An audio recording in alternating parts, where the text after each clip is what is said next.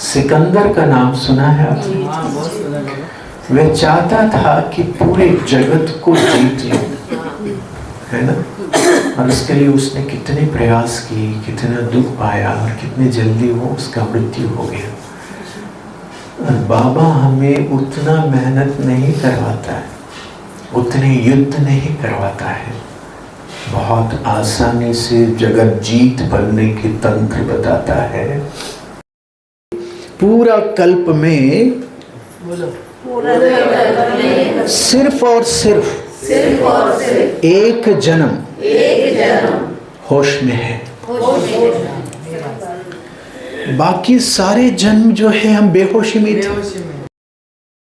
और वह कर्म बंधन शुरू होते हैं आपके इस स्थान से। तब आप पाओगे जन्नत स्वर्ग आपके अंदर है। स्वर्ग और नरक भौगोलिक नहीं होते। आत्मा के अंदर अगर मन है तो पहले तो मुझे मेरे आत्मा के अंदर तो जाना पड़ेगा। मैं 3 मिनट बैठा और 3 मिनट में मैं आत्मा के अंदर गया ही नहीं, पूरा बाहर ही जा रहा हूँ, दूसरों के अंदर जा रहा हूँ, दुनिया के अंदर जा रहा, तो मैं आत्मा के अंदर गया ही नहीं। और आत्मा के अंदर जो मन है उसके अंदर मैं कैसे जा पाऊंगा? उसको कैसे नियंत्रण करें? विकार मन के अंदर है या शरीर के अंदर? मन के अंदर। बाबा ने कहा कि अगर दुनिया में सबसे बुद्धिमान अगर किसी को देखना है तो कहाँ देखना है? और सबसे, मैंने नहीं कहा। क्या आप ऐसे समर्पण हैं जैसे हमारी दादियां हैं, जैसे दीदियां हैं? क्या वैसी समर्पणता हमारी है? तो जैसे आज बाबा ने 2 बातें कहा। ब्रह्मा बाबा क्या चाहता है? फरिश्ता बनो। शिव बाबा क्या चाहता है? सही बात, आज बाबा ने बहुत कुछ कह दिया। आज जो भी है ड्रामा में सबका पार्ट अलग अलग है। कोई शारीरिक रूप से बीमार है, कोई आर्थिक रूप से तकलीफों में है, कई प्रकार के चैलेंजेस हैं। इसमें आपका दोष क्या है? जो भी बना है, दोष आपका तब बनता है जब आप उसको सुधारने की जिम्मेदारी नहीं लेते।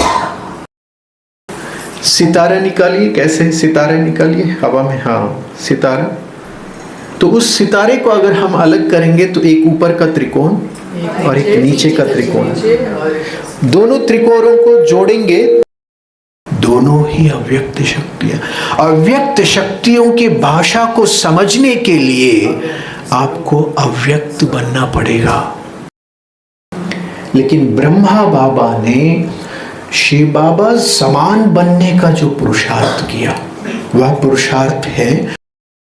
तो 5 प्रश्न हमें अपनी लक्ष्य की तरफ जागृत करते हैं। 5 प्रश्न। पहला प्रश्न है, ओम शांति। ब्राह्मण बनने से पहले से इस बात की खोज थी कि मन को वश कैसे करें। भक्ति मार्ग में भी जो तपस्या करते हैं लोग, मेहनत करते हैं, भक्ति मार्ग में भी देखने को मिलता है। उनका भी लक्ष्य क्या है? उनका भी लक्ष्य क्या है? मन को वश करना है।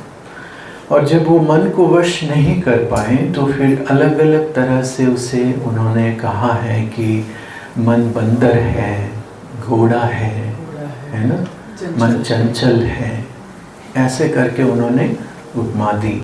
और कई प्रकार के अलग अलग उन्होंने साधनाएं की, अभ्यास की।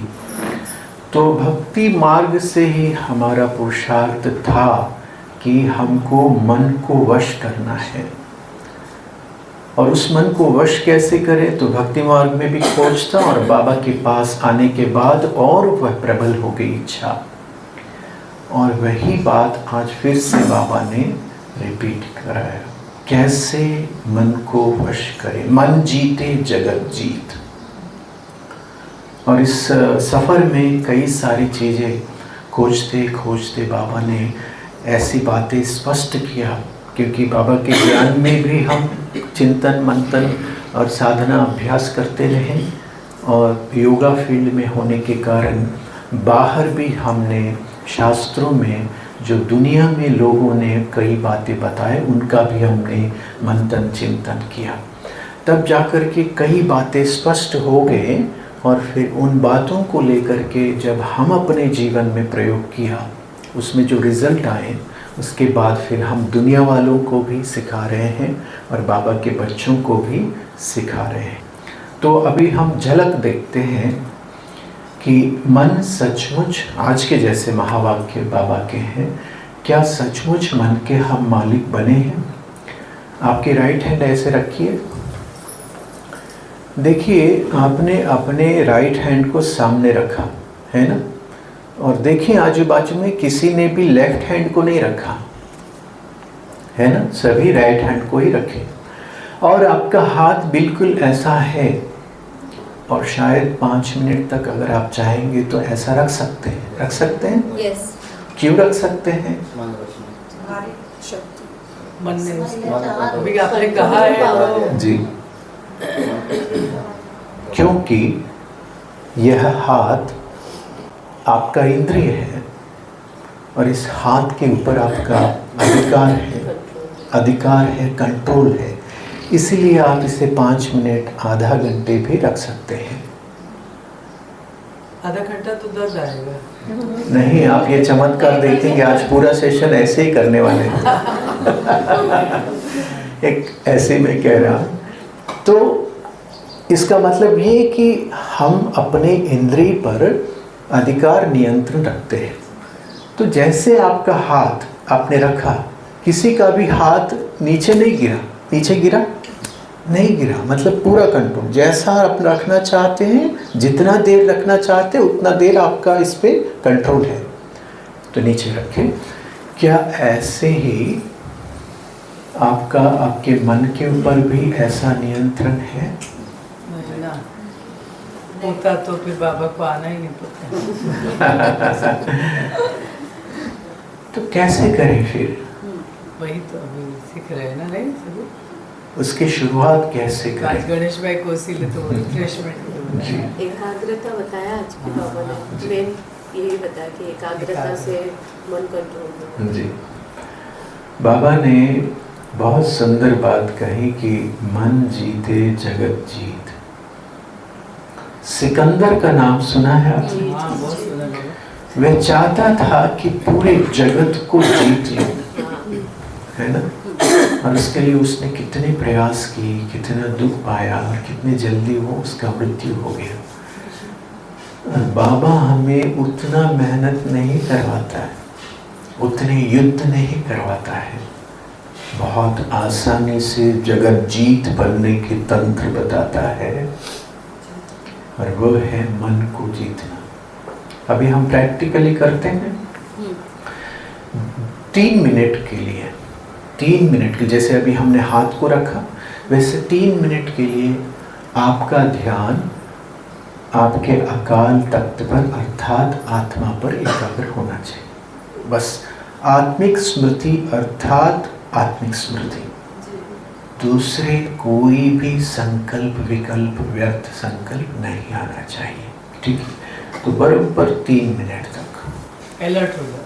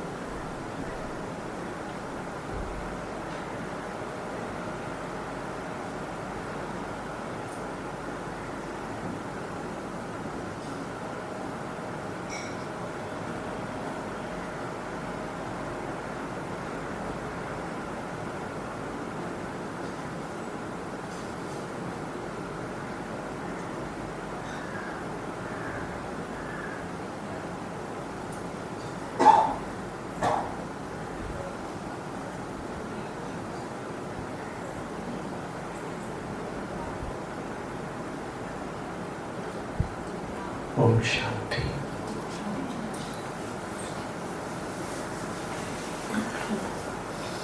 सच्चे दिल से चेक करें, जैसे बाबा ने चेक किया है। बच्चों का मन भटकता है तो कितने देर हम अकाल तख्त पर बैठे थे और कितने संकल्प चले दूसरे। सच्चे दिल से बताएं, 3 मिनट में कितने विचार आए और कितने देर के लिए आत्मा बन के बैठे थे हम।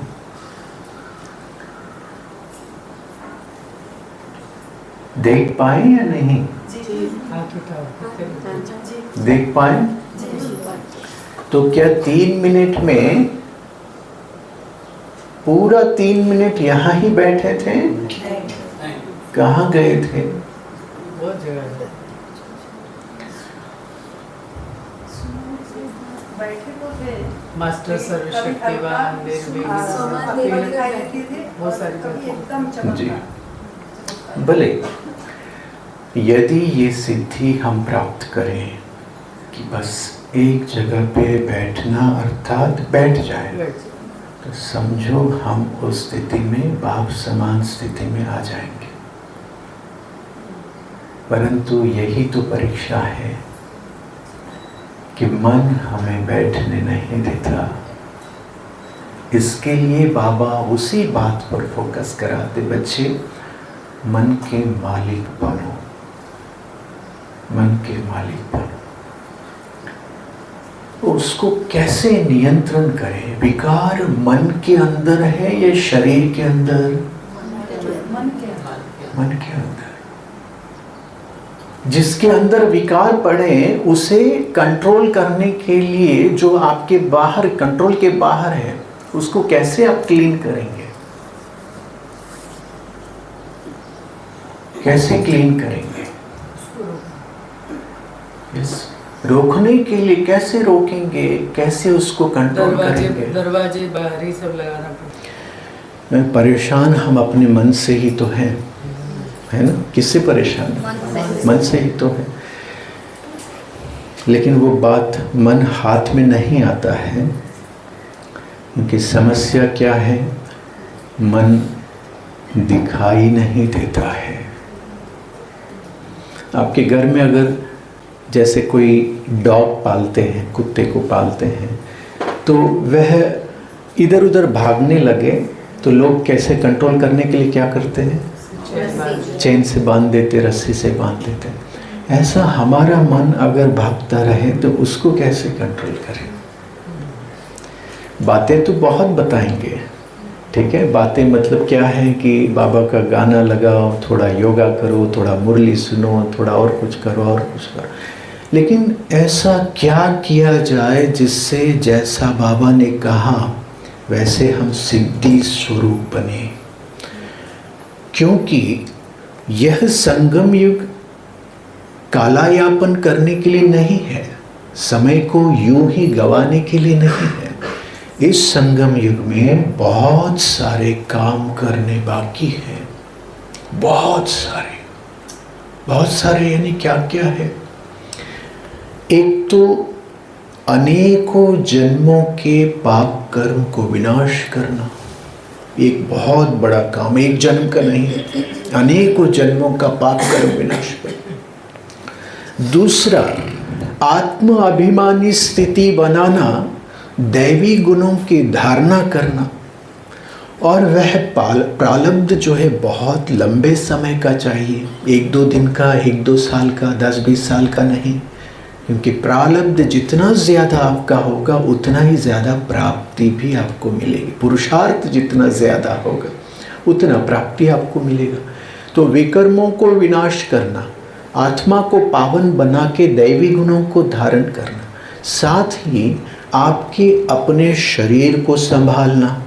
शरीर की भी कितनी सारी बातें हैं, घुटने का तकलीफ, पेट का तकलीफ, सिर का तकलीफ, हाथों का, कितनी सारी।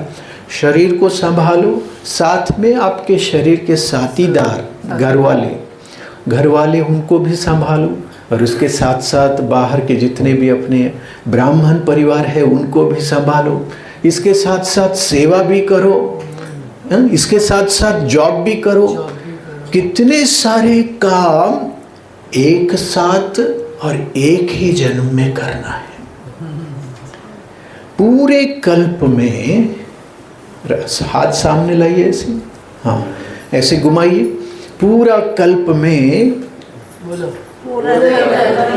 सिर्फ और सिर्फ एक जन्म होश में है।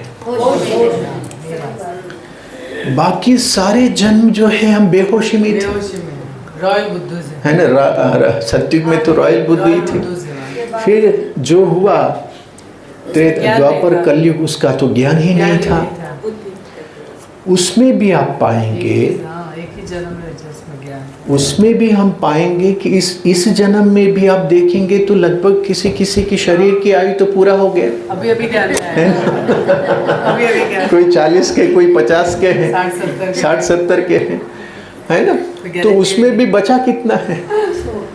और उसमें भी होता क्या है, जब से आप बाबा के आए हो तब से आप मन, उसी दिन से मन के मालिक बन गए और आपका पुरुषार्थ शुरू हो गया नहीं है। रोज जो है क्या चलता है, मारना पड़ता है सबको। रोज तलवार निकाल के युद्ध करते रहते हैं। मन से युद्ध चलता ही रहता है खुद से, है ना। बॉक्सिंग चलता ही रहता है खुद से। तो पुरुषार्थ देखा जाए तो हुआ कहाँ, परसेंटेज बहुत कम है, बहुत कम है, बहुत कम है। और ऐसा जब होता है तो बहुत दिल को लगता है कि मैं अपने आप को कैसे बनाऊं, क्योंकि हर एक की युद्ध अपनी है, हर एक की पुरुषार्थ अपनी है। जो करेगा, जो बनेगा वही तो हासिल करेगा, जो नहीं करेगा वो किसी को ना दोष देगा और ना ही कुछ प्राप्त होगा। तो करना तो खुद को है, और जब करना है और जब साक्षात्कार होता है कि पूरे कल्प में एक जन्म में इतने सारे काम करना है, और किसके लिए, खुद के लिए। मेरे खुद के लिए मुझे करना है, दूसरों के लिए तो बाबा करेगा, लेकिन पुरुषार्थ मुझे मेरे खुद के। तो कितना गंभीर होने की आवश्यकता है, कितना सीरियस होने की आवश्यकता है। वो सीरियसनेस आज सब में ला जी, इसीलिए बाबा ने भेजा है, इसीलिए बाबा ने भेजा और है। आपको 18 जनवरी को भी आना है। देखो बाबा कैसे इनवाइट भी कर देते हैं। पक्का करना है। मैं जनवरी मास में सबको आना नहीं, ये मन को रैपअप, मन का रैपअप पूरा करना है। तो ये जो बात है हर एक की व्यक्तिगत है, हर एक की व्यक्तिगत है। और जब हम व्यक्तिगत रूप से उस चीज़ में मास्टरी हासिल करते हैं, कुछ बनते हैं, तैयार होते हैं, फिर बाबा जो है सेवा के लिए इस्तेमाल करते हैं। लेकिन मुझे अगर इस जीवन में जब मैं बाबा के पास आया और इतना ज़िंदगी को मैं बाबा के सामने समर्पण कर रहा हूँ, तो क्या मेरा उतना भाग्य बन रहा है? इसकी खबरदारी किसको रखना है? हमको ही रखना है। जो खजाने बाबा ने दी, ज्ञान का खजाना हो, श्वासों का खजाना हो, संकल्पों का खजाना हो, गुणों का खजाना हो, शरीर का भी खजाना, शरीर भी तो खजाना है ना। तो ये खजानों को क्या मैं सही जगह इन्वेस्ट कर रहा हूँ, यूज़ कर रहा हूँ? जैसे बाबा व्यापारी थे, क्या वैसा व्यापार मैं करता हूँ? अगर नहीं करता हूँ, नहीं हुए, और ये जन्म इतना अनमोल यूं ही गवा दिए। बाबा ने बिल्कुल, बाबा ने कहा कि अगर दुनिया में सबसे बुद्धिमान अगर किसी को देखना है तो कहाँ देखना है? और सबसे, मैंने नहीं कहा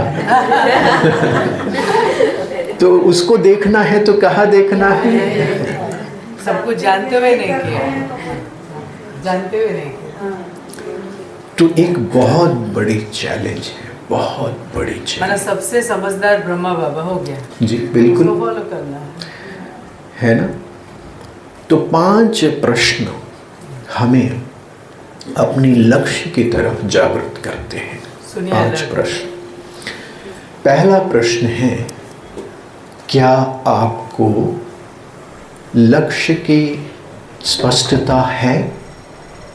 क्या आपके सामने जो लक्ष्य है, क्या उस लक्ष्य की स्पष्टता है? पहले लक्ष्य क्या है वो तो जी, क्या है लक्ष्य? हम सभी को बताइए। ब्रह्मा बाप समान बनना है। सभी बोलिए। हाँ, और इसके लिए क्या करना है? बहुत सिंपल, कि एक हार्डवेयर दुकान में जाना है और वहाँ से सफ़ेद कलर का एक ये लेके आना है बॉटल, और सुबह उठ करके बालों को सफ़ेद कर लिया और बढ़िया बूढ़े हो जाएंगे। धोती पहन लिया और हो गए हम ब्रह्मा बाप समान। धोती कुर्ता दोनों पहना, बिल्कुल, मूछ भी लगा हो गए ब्रह्मा बाप समान। ऐसा होता है। तो ये जो उन्होंने किया वो हमें हमारी हर परिस्थिति में करना है, ऐसा मेरा मानना है। जी बिल्कुल बिल्कुल। तो उसका स्पष्टीकरण पहले हमारा सामने होना चाहिए। लक्ष्य स्पष्ट है क्या? ये नहीं कि सिर्फ ब्रह्मा बाबा जैसे दिख रहे हैं वैसा बनना है, नहीं। ब्रह्मा बाबा के कर्मों के अनुसार जैसे बाबा ने कहा वैसे हम कहाँ तक करते हैं। ये बहुत डिप्थ बात है, कहने के लिए सार में तो हम कहते हैं, बहुत गहराई है, उसको हम विस्तार में बाद में समझेंगे। तो पहला प्रश्न, क्या लक्ष्य स्पष्ट है? दूसरा प्रश्न, उस लक्ष्य के ऊपर आप कितने समर्पित हैं? क्या आप ऐसे समर्पण हैं जैसे हमारी दादियाँ हैं, मम्मा हैं, जैसे दीदियाँ हैं? क्या वैसी समर्पणता हमारी है? ये दूसरा प्रश्न। तीसरा प्रश्न, बाबा का हम बच्चों के लिए क्या क्या अपेक्षाएं हैं? है ना अपेक्षाएं? क्या अपेक्षाएं हैं? इसकी स्पष्टीकरण है। 4th पॉइंट, और आप बाबा से क्या अपेक्षा रखते हो? आपकी अपेक्षाएं क्या है बाबा के साथ? लास्ट 5वां प्रश्न, अगर ये बातें स्पष्ट हैं तो फिर देरी क्यों है? देरी क्यों है? कई बार बाबा ने कहा, बच्चे संपूर्णता की डेट बताओ। हजारों बार कहा डेट बताओ। डेट बताओ। क्या आप बता सकते हैं कि मैं इतने महीनों में, इतने दिन में, इतने साल में बाबा आपके जैसा बन जाऊंगा? बता सकते हैं? एक श्रृंखला है, लगभग 3 दिन की ये भट्टियाँ जो चलते हैं, उसमें हम उन बातों को बहुत, ये 5 बातें बहुत गहराई में हम समझते हैं, बहुत गहराई में। अब उतना समय नहीं, इसलिए सार में मैं आपको लेके चलता हूँ। तो पहला प्रश्न क्या है बताइए? पीछे के लोग भी। हाँ, हाँ, क्या है? हाँ, लक्ष्य की स्पष्टता कितनी है? ठीक है। दूसरा प्रश्न, उस लक्ष्य के प्रति आप कितने समर्पण हैं? तीसरा, बाबा की अपेक्षाएं आपके लिए क्या क्या हैं? हमारी अपेक्षाएं बाबा के साथ क्या क्या है? और 5वां, फिर देरी क्यों? ठीक है। बातें तो बहुत है, बहुत है, विस्तार में जाएंगे तो बहुत है, लेकिन सार में हम आएंगे तो जैसे आज बाबा ने 2 बातें कहा। ब्रह्मा बाबा क्या क्या चाहता है? फरिश्ता बनो। शिव बाबा क्या चाहता है? हाँ सही बात, आज बाबा ने बहुत कुछ कह दिया है। दोनों एकाग्रता, दोनों बाबा क्या चाहते हैं? तो ये दोनों बातों को भी अगर आपने पकड़ा और इसके ऊपर आपने पुरुषार्थ किया तो निश्चित रूप से आपका जिंदगी बदलना शुरू हो जाएगा। देखिए कि हमारी जिंदगी, दुनिया वालों के लिए जिंदगी सिर्फ एक है, यानी ये जो शरीर की यात्रा है ना, शरीर की, यानी जब से पैदा हुए जब बूढ़ा होकर के मर जाएंगे तब तक की जिंदगी है उन लोगों के लिए। इसीलिए वो इस ज़िंदगी के प्रति बहुत गंभीर होते हैं। मतलब इसको सिक्योर कैसे करना है, खाओ पियो ठीक से और बहुत बढ़िया प्रॉपर्टी बनाओ, संपत्ति बनाओ, इसको संभालो, ऐसा। वो सिर्फ एक ज़िंदगी के लिए बहुत गंभीर होते हैं। लेकिन हम ब्राह्मण बच्चों के लिए ज़िंदगी का मतलब है 5000 वर्ष का यह पूरा ड्रामा। तो क्या आपकी अवेयरनेस, आपकी जागरूकता 5000 वर्ष के लिए है या सिर्फ इसी जिंदगी के लिए है? सुबह उठो और भागो भागो भागो, फिर दोपहर को, शाम को, फिर आओ घर पे, भागो भागो भागो, फिर सुबह उठो, इसी में चल रहा है? या आपके आत्मा के लिए कुछ चल रहा है, शरीर के लिए चल रहा है? तो वो दर्शाता है कि हम अपने शरीर के लिए समय दे रहे हैं या अपने आत्मा के लिए समय दे रहे हैं। हमारे पास दो चीजें हैं, क्या क्या है? एक आत्मा और दूसरा शरीर। तो आत्मा के लिए कितना आप समय देते हैं और शरीर के लिए कितना समय देते हैं? नहीं, ठीक है। दुनिया वालों के लिए क्या करते हैं? दुनिया वालों के लिए, दुनिया वाले शरीर के लिए उनका पूरा ध्यान है ना? किसके लिए? आप सोचिए, सुबह उठने से लेके रात को सोने तक जो लोग कर रहे हैं, जो दुनिया में लोग कर रहे हैं, वो किसके लिए? शरीर के लिए तो है ना? ठीक है। किसके लिए है? दुनिया वाले जो भाग रहे हैं 5 तत्वों की चीजों के लिए तो भाग रहे हैं।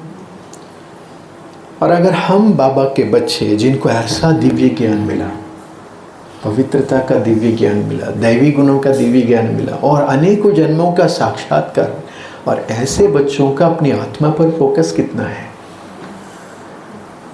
सोचिए। और अगर हम भी भगवान को पाकर अगर दुनिया वालों की तरह अगर गुमराह हो गए तो फिर क्या होगा?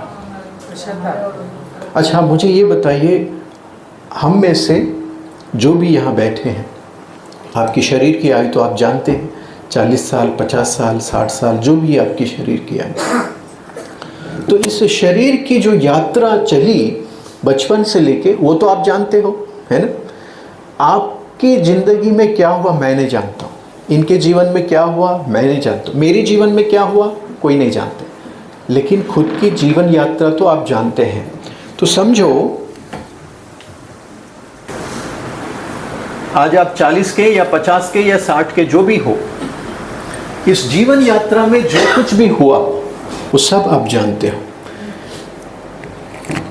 तो बाबा फिर से आपसे कहें, जो आपने जिंदगी बिताया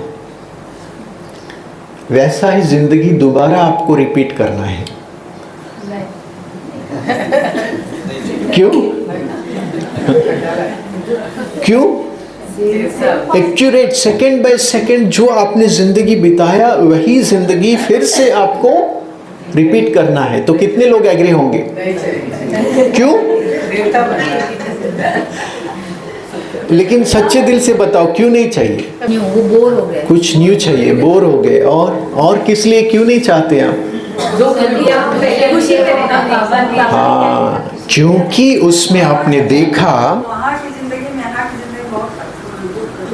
दुख बहुत ज्यादा है, क्योंकि आपने उसमें देखा दुख बहुत ज्यादा है, इसीलिए आप वैसा जिंदगी दोबारा चाहते हैं। ठीक है, ये आपको पता नहीं था कि इस जिंदगी में कितना दुख है। अगर ये पिछले जन्म में ही पता होता, ठीक है, पिछले जन्म में समझो आप 80 साल के थे मतलब शरीर छोड़ने, अगर 70 साल पहले मतलब 10 साल पहले आपको पता चलता पिछले जन्म में आप 80 साल में शरीर छोड़ रहे थे और 70वें साल में आपको पता चलता कि 10 साल के बाद आपकी ज़िंदगी ऐसा नेक्स्ट बर्थ में इतना भयानक होने वाला है, तब आप क्या करते हैं? हाँ? मेहनत करते कि अगला ज़िंदगी जो है हमारा बढ़िया होना चाहिए।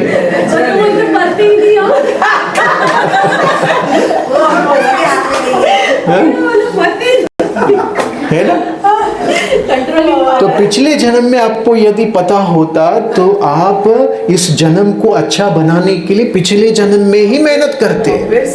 तो इसी तरह जब आपको ये पता चला कि अगले 5000 वर्ष की जो यात्रा है उसमें आप किस तरह से बनना चाहते हो, उसका मौका, बनाने का मौका बाबा ने इसी जन्म में दिया है। तो फिर आप उसको बनाने के लिए कितना सीरियस हो और कितना काम कर रहे हो, क्योंकि काम बहुत भारी है, बहुत भारी। आज किसी की जिंदगी में जाकर के देखिए आप कितने तकलीफ में है।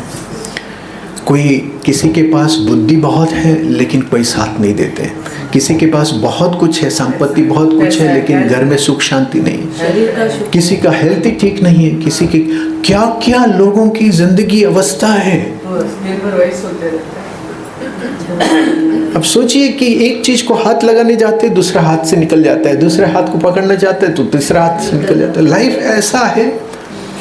और ऐसे जिंदगी में हम किस तरफ गुमराह हो रहे हैं। एक एक बाबा का बच्चा, उसी बाबा के तो हम बीज है ना। जैसा ब्रह्मा बाबा इतना कुछ कर सकता है तो उसी के हम एक एक बच्चे, ब्रह्मा कुमार कुमारी, हम भी अगर बाबा जैसे बने, ज्यादा समय नहीं लगेगा दुनिया को परिवर्तन करने के लिए, लेकिन हमारे बनने में ही पूरा समय बर्बाद हो रहा है। 88 साल तो ऐसे निकल, 80-90 साल बाबा इतना मेहनत कर रहा है हम बच्चों के लिए बनाने के लिए। सोचिए इतने साल हो गए और कितने साल हम चाहेंगे। तो लक्ष्य की स्पष्टता पहला हो कि सिर्फ बाप समान बनना मतलब हमें बूढ़ा होना नहीं है, बल्कि कई सारे जन्मों के विकर्मों को इस जन्म में नाश करना है और अनेकों जन्मों के लिए भाग्य को जगाना है और दूसरों को भी बाबा का परिचय देना है, खुद के स्वास्थ्य को भी संभालना है, अपने परिवार को भी संभालना है, अलौकिक परिवार को भी संभालना है। तो कई सारी चीज़ें एक साथ इस एक छोटे से जन्म में हमको करना है। तो लक्ष्य जब स्पष्ट है, तो फिर उसके लिए समर्पण कितने हैं आप। जैसे दादियों ने जैसे ही ये बात स्पष्ट हुआ तो अपना जीवन कुर्बान किया बाबा के लिए, है ना। उन्होंने जीवन पूरा कुर्बान किया। ये नहीं कि मैं अगले महीने में बताता हूँ, अगले साल में बताता हूँ बाबा की मैं समर्पित होना चाहता हूँ या नहीं होना चाहता हूँ, नहीं, एक दक से उन्होंने अपनी जिंदगी को कुर्बान किया। तो इसी तरह बाबा ये नहीं चाहता है कि आप अपने लौकिक घर को छोड़ के यहाँ आ जाओ, लेकिन जो पुरुषार्थ है उस पुरुषार्थ के प्रति आपका लगन कितना है, मुरली के प्रति आपका लगन कितना है, अध्ययन अभ्यास अवस्था के प्रति आपका लगन कितना है, यह होता है समर्पण। और जितना आप समर्पित हो जाते हैं उतना ही आपके जिंदगी को, आपकी बुद्धि को बाबा इस्तेमाल करेगा, क्योंकि समर्पण में आप नहीं रहेंगे, आप पूरी तरह से बाबा के हो जाएंगे, फिर बाबा आपको इस्तेमाल करेगा। फिर उसके बाद आता है कि क्या क्या अपेक्षाएं हैं बाबा की आपके लिए, क्या क्या अपेक्षाएं हैं। कि मेरा बच्चा जो है मेरा समान बने, है ना, नाम रोशन करे, बाबा को प्रत्यक्ष करे और विश्व कल्याण का कार्य करे। और हमारी अपेक्षाएं बाबा से क्या है? क्या लौकिक घर को संभाले बाबा? क्या है अपेक्षाएं? और एक 100 साल संगम युग चलाए और रोज मुरली चलाए, ये अपेक्षा है? और अव्यक्त पालना देते रहे कंटिन्यू, ये अपेक्षा है? क्या अपेक्षा है? खुद को कितना जल्दी हम बाप समान बनाना चाहते हैं, ये सभी बातों का सार में हमको जवाब चाहिए। क्योंकि सिर्फ अब पुरुषार्थ चलने का नहीं है, अभी उड़ने का है। तो ऐसे कई साल जो बातें आपसे मैं कह रहा हूँ, वही बातें हमने भी, क्योंकि हम भी तो पुरुषार्थी हैं। तो जब हम इस पथ पर चले आए तो हम भी इन बातों को लेकर के खुद से गंभीरता से बात करते थे, पूछते थे और उन सवालों को और उस सवालों के जवाब को ढूंढने की कोशिश करते रहे और उसमें से कई सारी बातें बाबा ने स्पष्ट किया। देखिए, आज जो भी है ड्रामा में सबका पार्ट अलग अलग है। कोई शारीरिक रूप से बीमार है, कोई आर्थिक रूप से तकलीफ़ों में है, कई प्रकार के चैलेंजेस हैं। इसमें आपका दोष क्या है? जो भी बना है, दोष आपका तब बनता है जब आप उसको सुधारने की जिम्मेदारी नहीं लेते। आपका मन भटक रहा है, ठीक है, दोष क्या है? मन भटक रहा है। अभी ड्रामा में वही पार्ट मिला है, लेकिन बाबा हीरो पार्टदारी बनने का मौका भी दे रहा है। अगर आप अपने मन को जीत लोगे तो आप लक्ष्मी नारायण बन सकते हो, बाप समान बन सकते हो।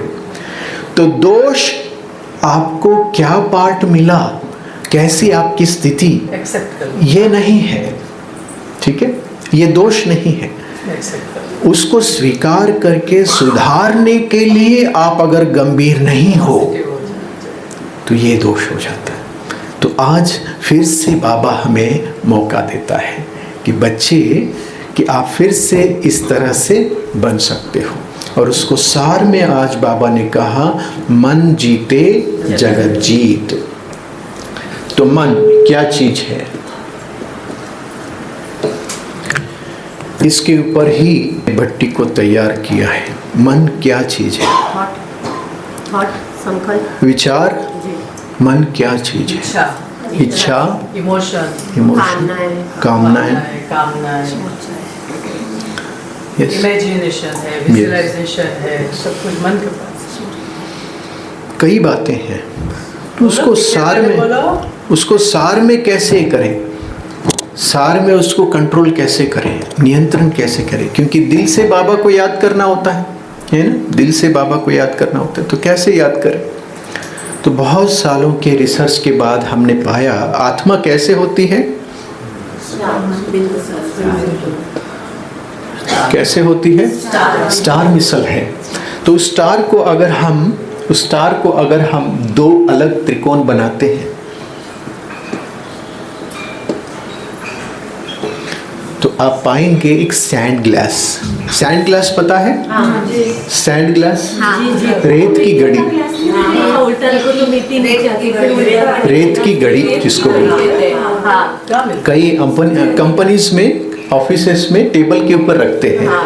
जो ऊपर एक जो है ग्लास होगा, नीचे एक ग्लास होगा, ऊपर रेती भरा होगा, वो बहुत धीरे से पतली पतली से नीचे फिसलता रहेगा। आपके हाथ से टाइम है ना?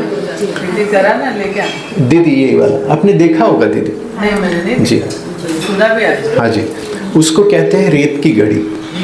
तो वो एकदम से धीरे नीचे फिसलता रहता है। इसको समय को भी हमें बताने के लिए दर्शाते हैं कि समय भी आपके हाथ से कैसे फिसल रहा है। तो आत्मा कैसी है? सितारे मिसल है। कैसी है?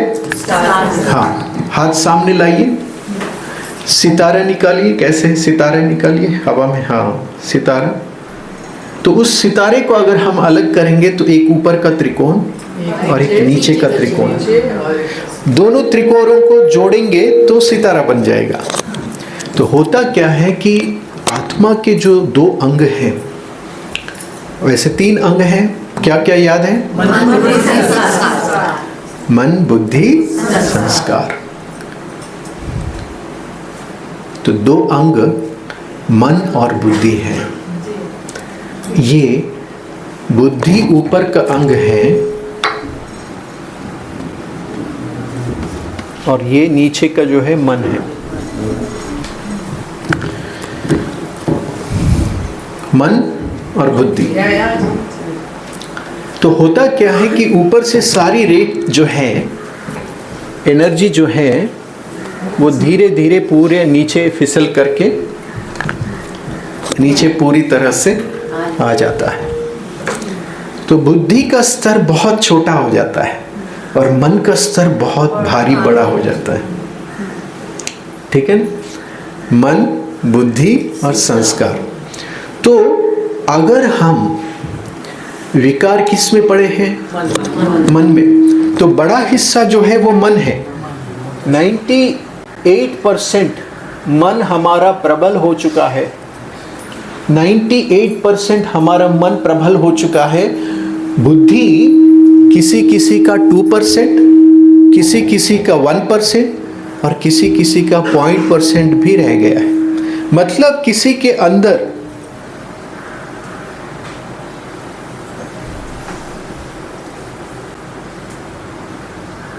बुद्धि थोड़ी सी रह गई है और मन बहुत प्रबल हो गई है। आज ही हमारी अवस्था बिल्कुल लो हो गई, मतलब कमजोर हो गई। कोई भी ये नहीं चाहता कि मैं कोई गलत चीजें करूं, गलत बातें करूं, गलत संस्कारों में फंस। कोई चाहते हैं? कोई भी ये नहीं चाहता कि गुस्सा करूं। चाहते हैं? कोई भी ये नहीं चाहता एक दूसरे को दुख दूं। चाहते हैं? फिर भी कैसा हो जाता है। और ये हम कैसे कह सकते हैं? भगवान के बच्चे ये कैसे कह सकते हैं? एक अव्यक्त वाणी में बाबा ने कहा, मास्टर सर्वशक्तिवान, और अगर ये कहें बाबा हो जाता है। सर्वशक्तिमान भगवान के बच्चे अगर ये कहें कि बाबा हो जाता है तो फिर दुनिया वालों की क्या हाल है? ईश्वर के पास अगर मेरा इंद्रिय मैं जैसा चाहे वैसे रख सकूं तो फिर मैं स्वराज्याधिकारी। मैं जैसा चाहे वैसा रखा तो मैं स्वराज्याधिकारी। इसी तरह मेरा मन मैं जहां चाहे वहां लगाऊं तो मैं स्वराज्याधिकारी। जब चाहे जहां चाहे। लेकिन हो क्या रहा है? मैं अपने मन को नियंत्रण नहीं कर रहा हूं, मेरा मन मुझे नियंत्रण कर रहा है। इसका मतलब है कि मुझसे ज्यादा ताकतवर है मेरा मन। ठीक है? मैं उसे नियंत्रण नहीं कर पा रहा हूं। बॉस आत्मा रूपी बॉस बेचारा वीक हो गया। ठीक है? तो मेरी आत्मा बहुत कमजोर हो गई। तो अब ऐसे शक्तिशाली मन को अगर नियंत्रण करना है और उसके अंदर जो है, जो पड़ा हुआ कचरा है, विकार है, संस्कार है, नकारात्मक, उनको क्लीन करना है, तो पहले तो उसको पकड़ना तो चाहिए। पकड़ के फिर उसके अंदर के विकारों को क्लीन करेंगे, लेकिन वो पकड़ में ही नहीं आता है। तो फिर आप क्लीन कब करोगे, शुद्ध कब करोगे? क्योंकि याद मन से करना है। किससे करना है? मन से। लेकिन वह मन आपके नियंत्रण में है ही नहीं है, तो कैसे करें?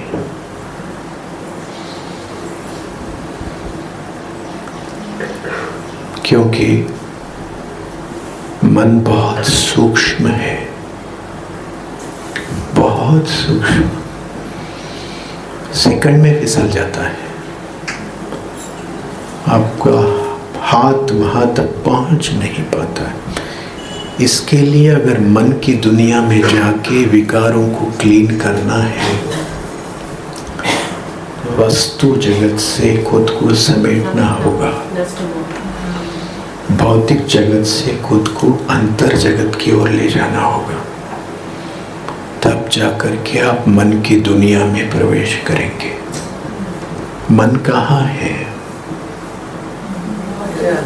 मन कहाँ है? मन किसका अंग है? मेरा। मतलब मैं कौन हूँ? तो मैं अगर आत्मा हूँ, आत्मा के अंदर अगर मन है, तो पहले तो मुझे मेरे आत्मा के अंदर तो जाना पड़ेगा। मैं 3 मिनट बैठा और 3 मिनट में मैं आत्मा के अंदर गया ही नहीं, पूरा बाहर ही जा रहा हूँ, दूसरों के अंदर जा रहा हूँ, दुनिया के अंदर जा रहा। तो मैं आत्मा के अंदर गया ही नहीं, और आत्मा के अंदर जो मन है उसके अंदर मैं कैसे जा पाऊंगा? इसके लिए अंदर ही अंदर आपके बहुत ज्यादा गहन पुरुषार्थ लगता है, क्योंकि ये जो संस्कारों की दुनिया है, मन की दुनिया है, वो आपकी अंदर की दुनिया है, आपके हर एक की व्यक्तिगत दुनिया है। और उसके अंदर जाके उन संस्कारों को जो जन्मों जन्मों से पड़े हुए, उसे क्लीन करने के लिए आपको सच्चे दिल से, एक पुरुषार्थी होने के नाते, एक बाबा के बच्चे होने के नाते आपको खुद के लिए मेहनत करना पड़ेगा, किसी और के लिए नहीं, किसी के ऊपर मेहरबानी करने के लिए नहीं। मुझे मेरे जिंदगी को सुधारना है, वो सिर्फ इस एक जन्म के लिए नहीं, अनेकों जन्मों के लिए। तो फिर मुझे बहुत सच्चे दिल से मेहनत करना पड़ेगा। आज जिन बातों से आप छुटकारा पाने के लिए मेहनत कर रहे हो, वो तो कुछ नहीं है, वो तो कुछ भी नहीं है। इस जन्म में जो इंसान मेहनत कर रहा है वो छोटी छोटी बातें हैं, लेकिन जो पूरे कल्प में आपको बांध के रखे हुए जंजीरें हैं, विकार हैं, वो कितने बड़े ताकतवर हैं, और उनको जीतना है तो मेहनत कितना लगेगा। तो हमने अगर सच्चे दिल से देखेंगे, होता क्या है, मन के ऊपर हमने काम ही शुरू नहीं किया। अगर आप सच्चे दिल से देखेंगे, एक फ्लैट में, आप जिस घर में रहते हैं उस फ्लैट में 2-3 कमरे होते हैं, एक हॉल, दूसरा किचन, बेडरूम, ठीक है। तो आप समझो कि 2 बातें ले लो, एक बेडरूम और दूसरा हॉल। आप हॉल को क्लीन करते हैं, हॉल को क्लीन करते हैं, और फिर हॉल को क्लीन करके ये मान लेते हैं बेडरूम भी क्लीन हो जाए। उसके लिए आप क्या करते हैं? बेडरूम को क्लीन करने के लिए आपको बेडरूम में ही जाना पड़ता है ना, या फिर हॉल को क्लीन करके आप मान लेते हो बेडरूम भी क्लीन हो गया। इसी तरह आत्मा के जो अंग हैं, मन, बुद्धि, मुख्य, इसमें हो क्या रहा है? जो ज्ञान हम सुन रहे हैं वह बुद्धि को क्लीन कर रहे हैं, और जो मन का दूसरा जो कमरा है उसमें कोई क्लीनिंग नहीं है, क्योंकि हम मन की उस कमरे में जाते ही नहीं हैं। ज्ञान ये क्या है? ये क्या है मुरली? यह बुद्धि है। क्या है? बुद्धि है। ये बुद्धि से आपकी बुद्धि को क्लीन कर रहे हो, लेकिन बुद्धि का हिस्सा थोड़ा ही है। ज्ञान सुन रहे हो, आकर के सुनते हो, मुरली सुनते हो, यूट्यूब में सुन रहे हो, ये क्लासेस सुन रहे हो, बहुत कुछ सुन रहे हो, वो सिर्फ बुद्धि की मात्रा को ही क्लीन कर रहा है। लेकिन अगर मन को क्लीन करना है तो मन की दुनिया में जाना जरूरी होता है, मन के अस्तित्व को समझना जरूरी होता है, तब आप पाओगे जन्नत, स्वर्ग आपके अंदर है। स्वर्ग और नरक भौगोलिक नहीं होते। स्वर्ग और नरक भौगोलिक नहीं होते। स्वर्ग और नरक तो आपका अस्तित्व है, और बाबा आपको स्वर्ग बनाने आया है, और इसी का छाया सतयुग है, इसी की शैडो सतयुग है। तो सतयुग बनाने से पहले आपको सतयुग बनना जरूरी है। खुद के अंदर स्वर्ग अनुभव करना बहुत जरूरी है, और इससे केवल इस जन्म के लिए नहीं बल्कि अनेकों जन्म आपके सुधर जाएंगे, अनेकों जन्म, जो कि हमने अपने ज़िंदगी में बचपन से ही कई प्रॉब्लम्स को फेस किया, शारीरिक रूप से बहुत हेल्थ प्रॉब्लम्स फेस किए, मानसिक रूप से भी बहुत प्रॉब्लम्स, तनाव स्ट्रेस को लेकर के फेस किया, रिश्तों में भी बहुत सारे प्रॉब्लम्स फेस किया, पुरुषार्थ में भी बहुत सारे प्रॉब्लम उथल पुथल देखे। और हम चाहते थे कि इससे हमेशा के लिए छुटकारा हो, सिर्फ अपने आप को चलाना नहीं, पूरी तरह छुटकारा हो और यज्ञ में सेवा के लिए हम कना दाना किस तरह से कर सकते हैं। उसी बात को लेकर जब ये रिसर्च चला तो हमने पाया कि सभी समस्याओं का जो जड़ है वो हमारा मन है, और जब तक उस मन के अंदर आप नहीं जाओगे तब तक आपको परमानेंट सॉल्यूशन कहीं पर भी नहीं मिलेगा, परमानेंट सॉल्यूशन कहीं पर भी नहीं मिलेगा। लक्ष्य की स्पष्टता पर एक बात ध्यान दीजिए। आज बाबा ने कहा, ब्रह्मा बाबा क्या कहते बच्चे, फरिश्ता बनो। फरिश्ता का मतलब क्या है? सार रूप में अगर कहें, जो किसी भी तरह के कर्म बंधनों में नहीं फंसता है। शिव बाबा तो पहले से ही कर्म बंधन मुक्त है, इसीलिए बाबा कहता है मेरे जैसा निराकारी बनो। लेकिन ब्रह्मा बाबा ने शिव बाबा समान बनने का जो पुरुषार्थ किया, वह पुरुषार्थ है कर्म बंधनों से मुक्त होने का पुरुषार्थ किया। और वह कर्म बंधन शुरू होते हैं आपके इस स्थान से आपके कर्म बंधन शुरू होते हैं। और इसीलिए बाबा हमें यहाँ पर बैठने के लिए बोलता है। एक बार उठ खड़े हो अपनी जगह पर। यहाँ से बाबा का ज्ञान अंदर प्रवेश करता है।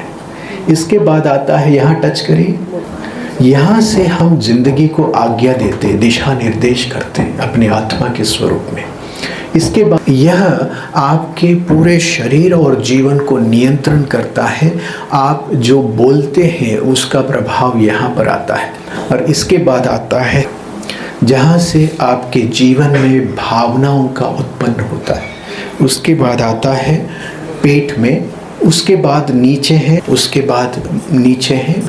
ये दुनिया में 7 चक्रों के नाम से बताया। और जब हमने रिसर्च किया तो हमने पाया कि ये 7 स्टेप्स है। जैसे तिरुपति बालाजी जानते हैं, उन तक पहुंचने के लिए 7 पहाड़ चढ़ना होता है। इसी तरह ईश्वर तक पहुंचने के लिए 7 स्टेप्स है, 7 स्टेप्स। ये है वृत्ति। वृत्ति बदलना होता है ना हमें, यह है वृत्ति। और इस वृत्ति के जैसा ही आपकी स्मृति होगी। यह है स्मृति, वृत्ति, स्मृति। जैसे स्मृति होगा वैसे आपकी वाणी होगा। जैसे वृत्ति वैसे स्मृति, जैसे स्मृति वैसे आपकी वाणी, जैसे वाणी वैसे आपकी भावनाएं, जैसे भावनाएं वैसे आपके कर्म, जैसे कर्म वैसे आपकी परिस्थिति फल, और जैसे फल होंगे वैसे आपकी मनस्थिति। तो दुनिया में लोगों का ध्यान कहाँ है? वो निचले स्तर पर है, परिस्थिति को लेकर उलझे हुए हैं। और उस परिस्थिति का जो निर्माण हो रहा है वो उनके अपने कर्मों से, उनकी भावनाओं से, उनके अपनी वाणी से, उनकी अपनी स्मृति से, उनकी अपनी वृत्ति से। और यहाँ तक कोई पहुँच नहीं पाते। दुनिया में कोई भी यहाँ तक पहुँच नहीं पाते, वे सभी नीचे ही हैं। लेकिन इसको वो लोग जागरूक करने के लिए बहुत सारी साधनाएं करते हैं। और उसमें सबसे पावरफुल साधना है कुंडलिनी जागरण। सुने होंगे? हाँ, कुंडलिनी जागरण मतलब जो आत्मा यहाँ है वो पूरा नीचे चली गई और उसको ऊपर जागरूक करने की कोशिश करते हैं। लेकिन बाबा यहाँ पर हमें बहुत सिंपल तरीके से, सिंपल विधि से, बच्चे अपने को आत्मा समझो कहता है। अगर इस स्वरूप में स्थित हो जाते हैं हम, तो हमारी कुंडलिनी जागरूक हो जाएगी। अलग से साधनाएं करने की जरूरत नहीं है। लेकिन यहाँ पर बिठाने के लिए अपने अस्तित्व को अच्छी तरह समझना बहुत ज़रूरी है। जैसे कि पूरे ब्रह्मांड का खेल इसी शरीर के अंदर समाया हुआ है, जिसको गीता में विराट रूप के रूप में दर्शाया गया।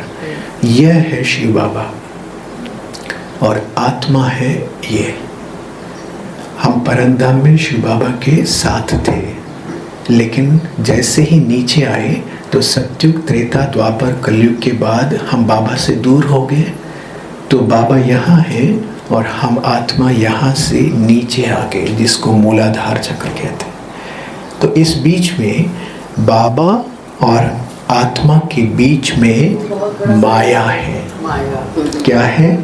माया है।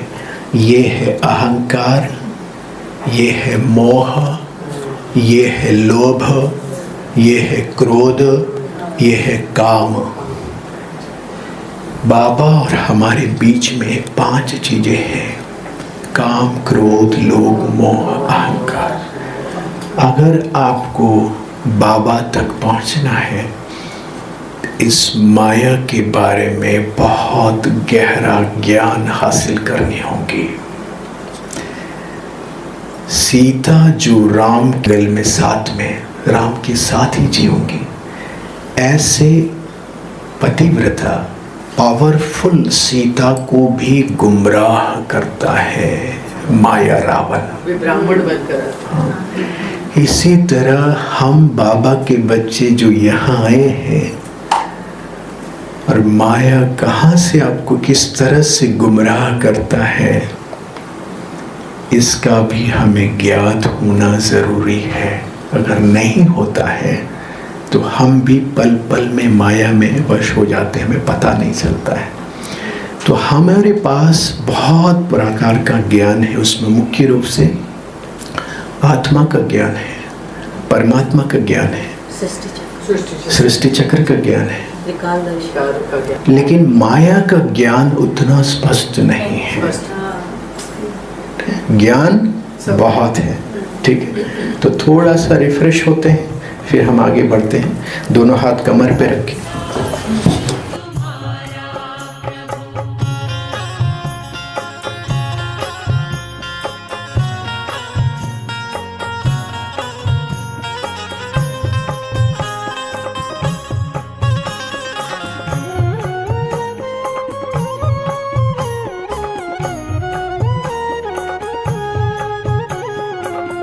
किसको खबर है कौन साथ है हमारे, जिसकी नजर से चलते चांद और तारे, चांद और। अब हम सार में जो हम समझ रहे थे कि हमारे आत्मा को बाप समान बनाना है, तो उसके लिए हमें मन जीत बनना ज़रूरी है। आपको मन के अंदर जाना होगा, जिस मन में काम, क्रोध, लोभ, मोह, अहंकार बहुत गहराई से चाप पड़े हुए हैं, जिसका दाग पड़े हुए हैं। जैसे मैंने आपको बताया कि किचन में अगर आपको क्लीन करना है तो किचन में ही जाना होगा, वैसे हॉल में क्लीन करना है तो हॉल में ही जाना होगा। इसी तरह आत्मा के 2 अंग हैं, बुद्धि और मन।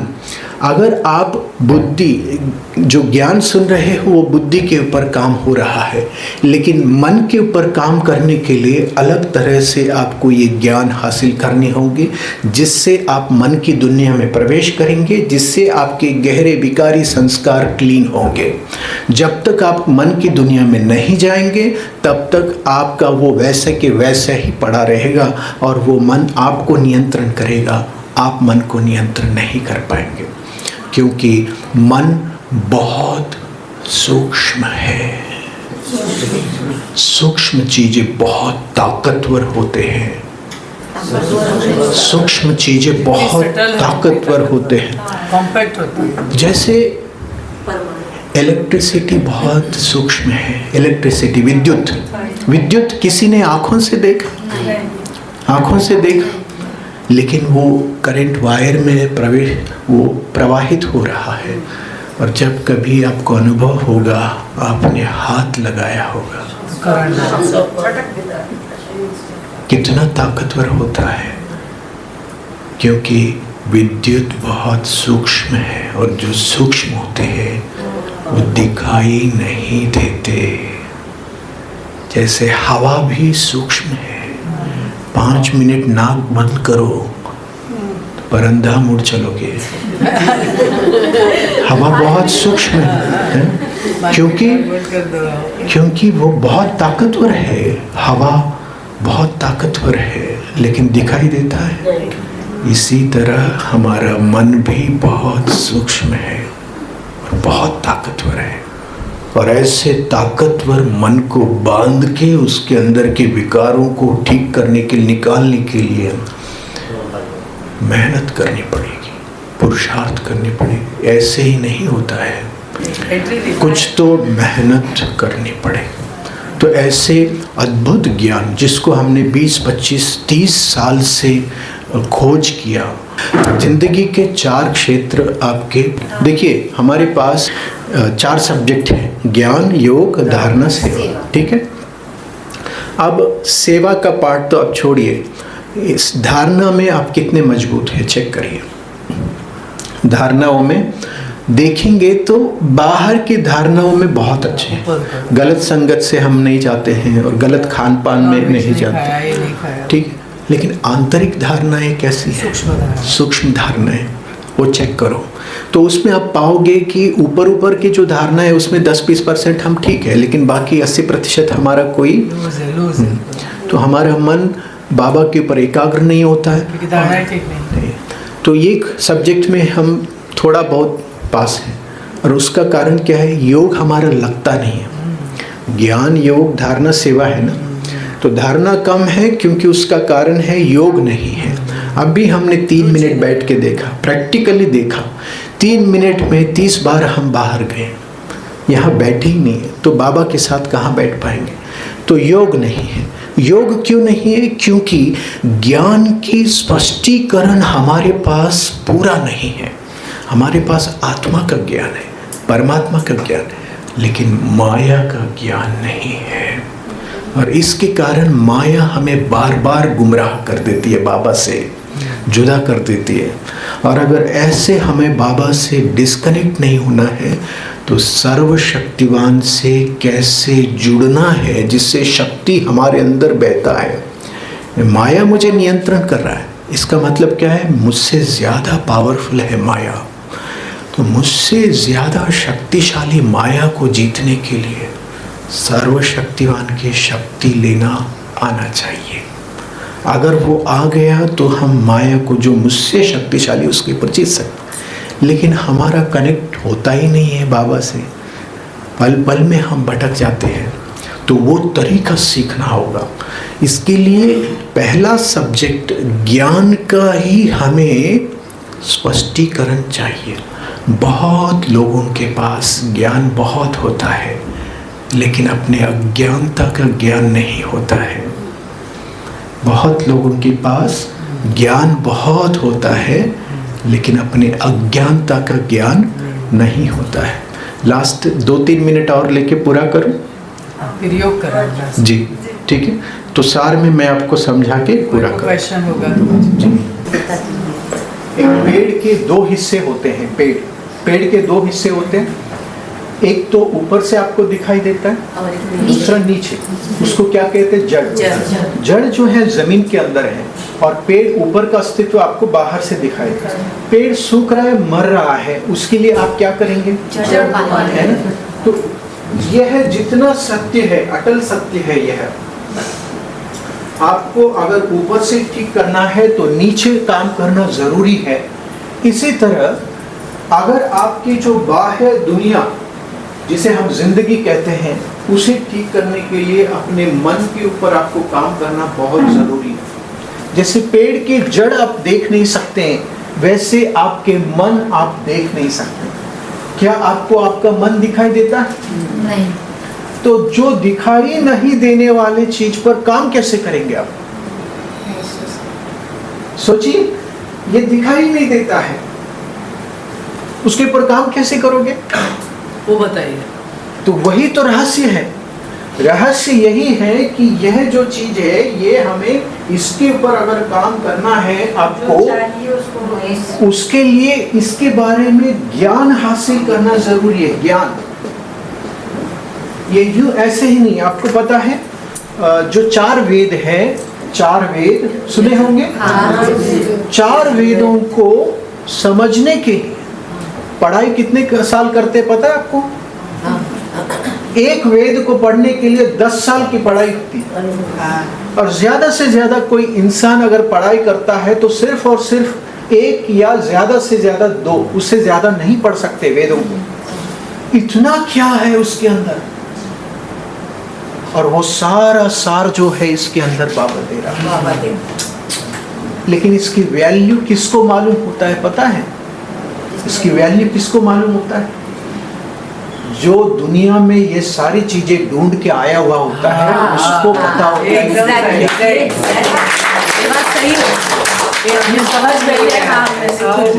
इन लोगों को समझ मिल गया, फ्री में मिल गया है सारे टूल्स से, बिल्कुल नहीं। सच भगवान की वैल्यू किसको है? भगवान की वैल्यू किसको है? जो भटका है, जो भटका है।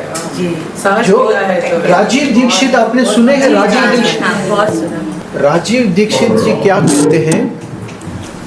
ठीक, जो बहुत ज्यादा बीमार है ना वो बहुत अच्छा डॉक्टर बन सकता है। तो इस तरह से ईश्वर अब इस संगम पर इस वक्त साक्षात है, साक्षात है, और वो सारे खजाने लेके बैठा है। और इसका सिर्फ वही बच्चे लाभ ले सकते हैं जो उसके श्रद्धा, उसके ऊपर भावना, उसके ऊपर समर्पण होते हैं। बाकी उन लोगों के लिए भी यही वक्त है और हमारे लिए भी वही वक्त है। सोचिए, दुनिया में जो लोग जिंदगी जी रहे हैं उन लोगों के लिए भी वही वक्त है। संगम युग ही चल रहा है और हमारे लिए भी संगम युग ही चल रहा है। लेकिन गिने चुने बाबा के बच्चे ही अपने भाग्य बनाते हैं, बाकी सारा वैसे ही उनका ड्रामा में पार्ट निकल जाता है। और उसमें अगर हम भी यहाँ भगवान के दर पे आकर अगर हम भी वैसे ही जिए तो फिर क्या मतलब है? तो बाबा आपको जो बातें थोड़ा सा कठिन जा रहे हैं, क्योंकि बिल्कुल कठिन होगा, क्योंकि ये दोनों सत्ताएं साधारण नहीं है। बाबा तो महाशक्ति है, शिव बाबा तो महाशक्ति है, और बाबा ब्रह्मा बाबा भी तो अभी मास्टर सर्वशक्तिवान हो गए। यानी दोनों ही अव्यक्त शक्तियां हैं, दोनों ही अव्यक्त शक्तियां। अव्यक्त शक्तियों की भाषा को समझने के लिए आपको अव्यक्त बनना पड़ेगा। व्यक्त भाव में रहकर, देह भान में रहकर, शरीर के रूप में रहकर शरीर को देखने से भगवान की बातें समझ में नहीं आ सकते, और उसके लिए विशेष प्रकार से देही अभिमानी बनने का मेहनत करना होगा, और मेहनत करने के लिए मन की दुनिया में प्रवेश करना होगा। तब जाकर के आप ये सिद्धि प्राप्त कर सकते। बाकी सारा मेहनत बाबा ने करके दिया है,